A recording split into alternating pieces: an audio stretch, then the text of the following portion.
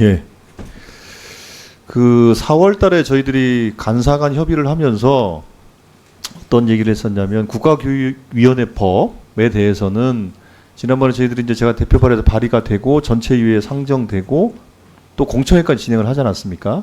공청회를 진행한 이후에 법안 소위로 이제 회부가 되어 있는 상태인데 전체 회의에서 국가교육위원회와 관련된 현안 질의를 좀 하고 법안 소위에서 본격적으로 논의를 하자 이렇게 됐던 겁니다.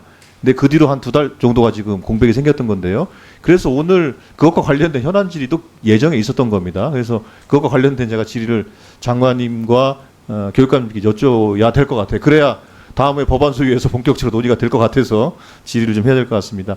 뭐 사실 특별한 질의는 아니고요. 지금 어쨌든 그 국가교육위원회 설치의 필요성에 대해서는 부총리께서도 100%도 공감을 하시는 거죠? 물론입니다. 예. 예. 혹시 그 관련해서 법안 발의 이후에 교육부에서 혹시 좀 부처 차원에서 뭐 이렇게 좀 진행하거나 준비한 게 있습니까?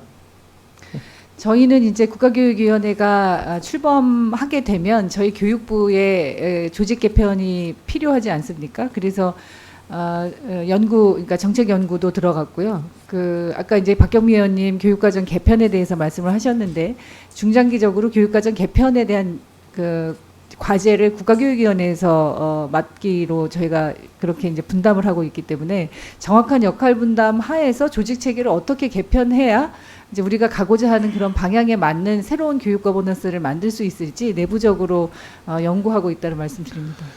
예, 우리가 아까 그 자사고 논란에서도 사실은 볼 수 있지만 이게 이제 좀 두 가지가 분리해서 좀 우리가 봐야 될 건데 절차나 과정의 공정성의 문제하고 그리고 자사고를 비롯한 고등학교 교육 체계의 문제는 좀 다른 문제 아니겠습니까?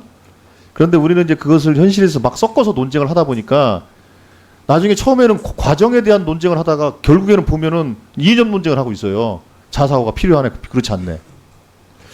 그렇기 때문에 사실은 국가교육위원회의 존재가 오늘 사실은 이 논쟁을 통해서도 저는 또 사실은 좀 절실하게 좀 느끼는 상황입니다. 관련해서 그 충북교육감님 오늘 말씀을 많이 안 하셨다고 하니 충북교육감님 국가교육위원회에 대한 그 일선 교육감님의 또 견해나 그 개인적인 의견에 대해서 말씀을 주시기 부탁드리겠습니다. 예, 좀 갑작스러운 질문을 주셔서 저 약간 당혹스럽긴 한데요. 가능하시면 이 답변 뒤에 제가 하고 싶은 말도 좀 할 기회를 주시면 감사하겠습니다. 계속 이어서 하세요. 네, 감사합니다. 듣고 또 하시면 되죠. 예, 국가교육위원회는 사실은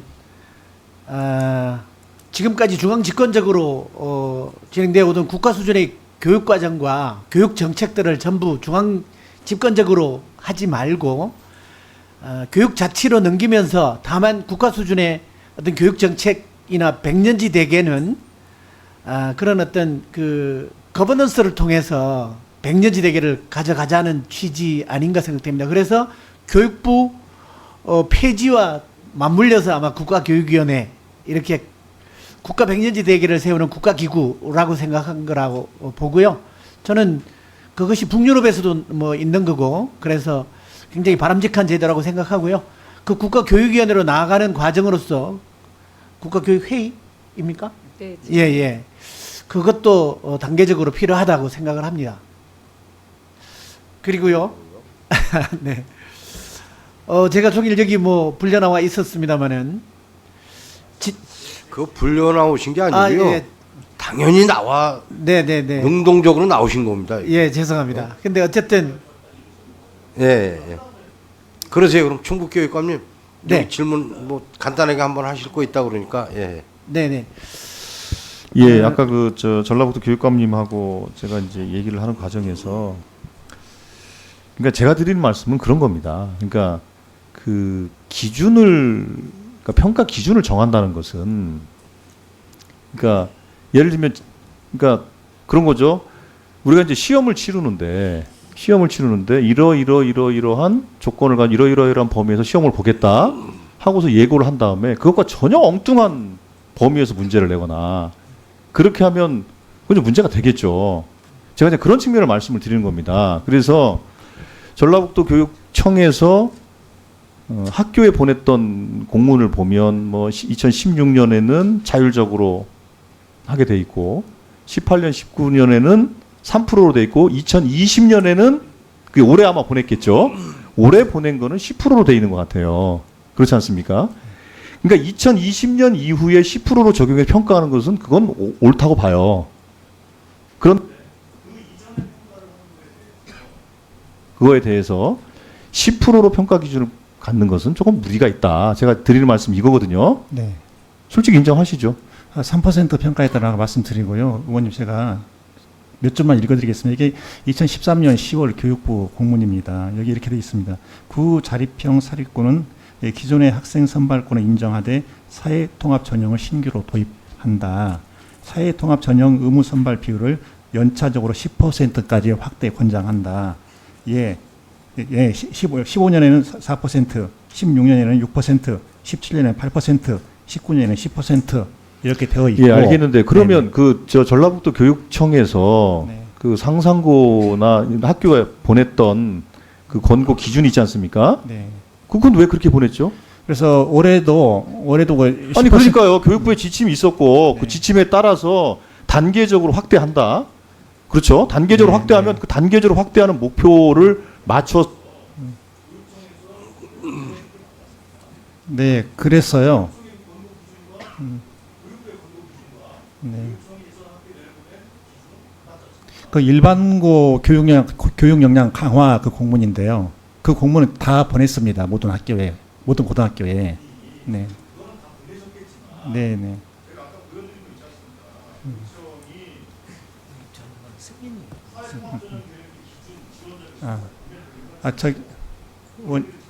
의원님 잠깐요. 그건요.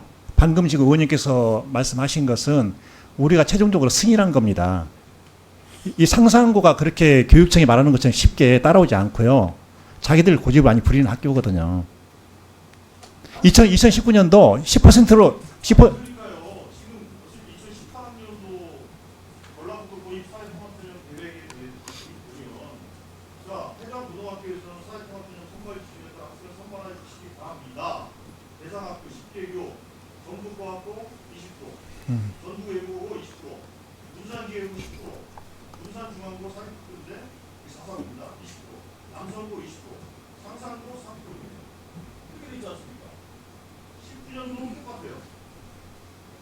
그런데 2020년도 후에는 어떻게 돼 있냐면 자율적 사립고, 남성고, 군산, 중앙고 20%, 상산고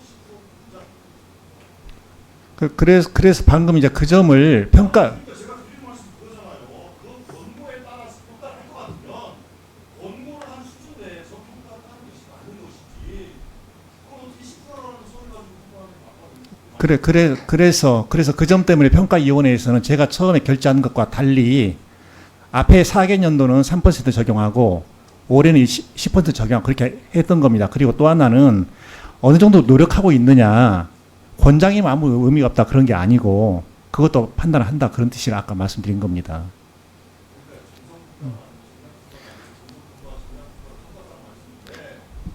그 정량 평가의 기준에 대해서 말씀드립니다. 교육청이 행정 행위를 한 거 아닙니까? 이 내에서 하면 된다라는 것에 대해서 평가할 때 그보다 훨씬 높은 기준을 가지고 평가하면 되냐 말이에요. 어쨌든 최종적으로 결론적으로 평가하는 것은 4년은 그대로 말씀하신 것을 3% 적용했습니다. 정확하게. 여기에 대해서 아마 상상고도 불만 없을 겁니다. 그리고 올해에 대해서는 10% 적용한 것이고요. 아니 근데 왜 우리 10%를 적용하냐고 제가 여쭙는 거예요. 그렇지 않습니까? 올해 10% 적용은 교육부 권고안입니다. 그 권고안 그대로 따른 거라고 아까 말씀을 드렸습니다. 자, 예. 네네. 자, 수고하셨습니다. 다음은 충북교육감님은 아까 저 김한표 간사님께서 뭐 질의하실 게 있다고 그랬으니까 그 질의를 듣고 다 포함해서 답변해 주시기 바랍니다. 김한표 간사님 질의해 주십시오.